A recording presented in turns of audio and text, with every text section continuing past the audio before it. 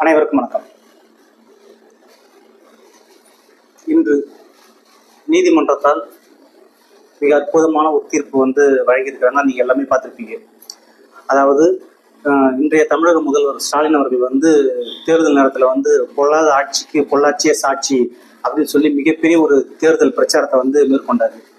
ஏன்னா அதிமுக ஆட்சியில் மிகப்பெரிய ஒரு பெண்களுக்கு வன்கொடுமை நடந்ததுன்னா பொள்ளாச்சியில் தான். ஏன்னா 100க்கு மேற்பட்ட பெண்களை அது சொல்றதுக்கே ரொம்ப வேதனையா இருக்கு. அந்த பெண்களை சீரடிச்சு அதை வீடியோ எடுத்து அதை மிகப்பெரிய அளவில் அந்த பெண்களுக்கு கொடுமையை நடத்தி சம்பவம்லாம் அதிமுக ஆட்சியில அரங்கேறியது. அதாவது அதிமுக ஆட்சி, அதாவது அதிமுக கட்சி சேர்ந்த ஒரு மிகப்பெரிய ஒரு 2ஆம் கட்ட தலைவர் மகனே அது சம்மந்தப்பட்டதான் மிகப்பெரிய ஒரு பேரதிர்ச்சி. ஏன்னா அவங்க எப்படியே அதாவது ஒன்றிய அரசு சொல்லி எப்படியே சொல்லி அவருடைய மகனை மட்டும் கேஸ்ல உள்ள வராம வழி பண்ணிட்டாங்க. திமுக அரசு அதையும் நுட்பமா கையாண்டு முதன்மை குற்றவாளி அவர்களுக்கும் தண்டனை வழங்கியிருக்கணும். ஆனா எப்படி அவங்க தப்பிச்சாங்க அப்படின்னா மிகப்பெரிய ஒரு கேள்விக்குறியா இருக்கு. பட் மீதி இருக்கிற இந்த இத்தனை பேருக்கு இந்த 9 பேருக்கு மிகப்பெரிய ஒரு தண்டனையை வழங்கியது மிகப்பெரிய ஒரு வரவேற்கத்தக்க ஒரு செய்தியாக தான் நம்ம பார்க்கலாம். ஏன்னா பெண்களை எந்த அளவுக்கு ஒரு கேவலமான ஒரு செயலை இதை போல எச்ச பொறுக்கி நாய்ங்க பார்க்குறாங்கன்னா, இந்த நாய்களுக்கு தூக்கு தண்டனை கூட கொடுக்கலாம். எல்லாருடைய பெரிய அதாவது 12:30 மணிக்கு தீர்ப்பு வரப்போகுது அப்படின்னு சொல்லி பெரிய அளவில் எதிர்பார்த்தாங்க. தூக்கு தண்டனையை வழங்கணும் அப்படின்னு சொல்லி பெரும்பாலான அதாவது சமூக ஆர்வலர்கள் மாதர் சங்க உறுப்பினர்கள் எல்லாருமே மரண தண்டனையை வழங்கலாம் இந்த குற்றவாளிகளுக்கு அப்படின்னு சொன்னாங்க.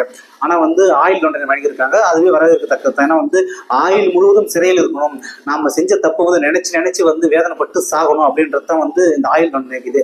ஆனா சிறையில அவங்களுக்கு எப்படியாப்பட்ட ஒரு நிலை இருக்கும் என்று நமக்கு தெரியாது. சிறைத்துறை அதிகாரிகள் முறையா நடந்து கொண்டு தான் நம்ம இந்த சேனல் மூலமா ஒரு கோரிக்கையா நம்ம வைக்கிறோம். இப்ப இந்த கேஸை எப்படி அதிமுக ஆட்சி காலத்துல தான் வெளியே வந்துச்சு.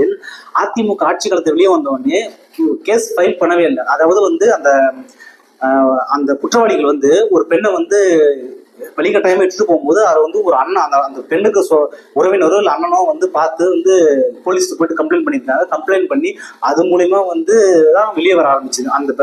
அந்த பெண்ணுடைய பாதிக்கப்பட்ட பெண்ணுடைய அண்ணன் மூலமா தான் இந்த கேஸே வெளியே வர ஆரம்பிச்சுது. அதுக்கப்புறம் நக்கீரனுக்கு மிகப்பெரிய ஒரு நன்றி சொல்லணும். ஏன்னா நக்கீரன் தான் மிகப்பெரிய அளவில் இந்த வழக்கை துருவி ஆராய்ந்து அரசுக்கு மிகப்பெரிய ஒரு ஆதாரங்களை கொடுத்துருக்காங்க. அதனால நக்கீரனுக்கு மிகப்பெரிய ஒரு நன்றியை நம்ம இந்த நேரத்தில் தெரிவிச்சுக்கணும். அதே போல நக்கீரன் பல அதாவது பல குற்றச்சம்பவங்களை அரசுக்கு நிறைய உதவிகள்லாம் செஞ்சிருக்காங்க, ஆதாரங்களை கொடுத்துருக்காங்க. அதே போல இந்த விஷயத்துல இந்த வழக்குல நக்கீரனுக்கு மிகப்பெரிய ஒரு நன்றி நம்ம சார்பா சொல்லிக்க நம்ம விரும்புறோம். இப்ப இந்த 9 குற்றவாளிகளுக்கு ஆயுள் தண்டனை கொடுத்துருக்காங்க. ஆனா அதிமுக அரசு என்ன பண்ணி சொல்லியிருக்கு, எங்களாலதான் இது நடந்துச்சு அப்படி சொல்லி பெருமையா பேசிக்கிறாங்க. ஏன்னா ஒரு எஃப்ஐஆர் வெளியிடக்கூடாது. ஒரு ஃபர்ஸ்ட் இன்ஃபர்மேஷன் ரிப்போர்ட்னு சொல்லுவாங்க எஃப்ஐஆர், அதை சொல்லக்கூடாது. அதே போல சாட்சிகள் அதாவது ஆதாரங்களை யார் கொடுக்குறாங்களோ, சாட்சியா யார் நிற்கிறாங்களோ அவங்களும் வெளியே செய்யக்கூடாது. ஆனா அதிமுக ஆட்சியில இது ரெண்டுமே வெளியில சொன்னாங்க. ஏன்னா அவங்களை போய் நீங்க மிரட்டுன்னு சொல்லி அதே போல அவங்களுக்கு மிரட்டல் வந்துச்சு. கொலை மிரட்டல்கள் எல்லாமே இந்த குற்றவாளிகள் மூலமா கொடுத்தாங்க. ஏன்னா அதிமுக ஆட்சி நிர்வாகிக்கு தானே சம்மந்தப்பட்டிருக்காரு. அதனால மிகப்பெரிய அளவில் அதிமுக கட்சியே அதிமுக ஆட்சியும் அந்த குற்றவாளிகளுக்கு மிகப்பெரிய ஒரு பக்கபலமா இருந்தாங்க. திமுக ஆட்சி வந்த பிறகுதான் இந்த கேஸை மிகப்பெரிய அளவில் எடுத்துட்டு போயிட்டு இன்னைக்கு தீர்ப்பு வழங்கிருக்காங்க. கிட்டத்தட்ட 6 வருஷமா இந்த வழக்கு நடந்து இன்னைக்குதான் தீர்ப்பு வழங்கியிருக்காங்க. அதே போல பெண்கள் எந்த குற்றம் நடந்தாலும் பயப்படாம, ஏன்னா ஒரு பெண்ணுக்கு மட்டும் தான் மானம் இருக்கு, ஆண்களுக்கு கிடையாதா?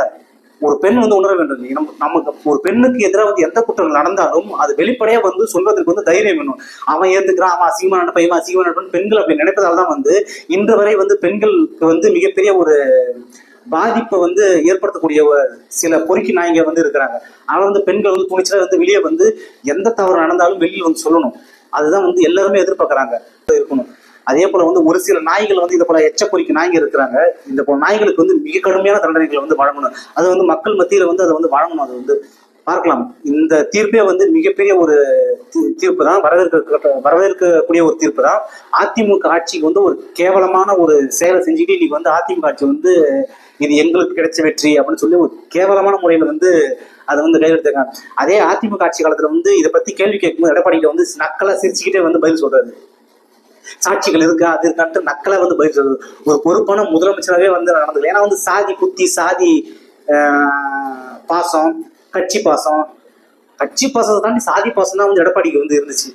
அதனாலதான் வந்து இவ்வளவு கேவலமான முறையில வந்து அதிமுக கட்சி வந்து மக்கள் மத்தியில வந்து தொடர்ச்சி எரிஞ்சு தூக்கி போறதுக்கான ஒரு நிலை உருவாயிருக்குன்னா இதுதான் காரணம். பார்க்கலாம். அடுத்த ஒரு நல்ல வீடியோவில் சந்திப்போம். நன்றி, வணக்கம்.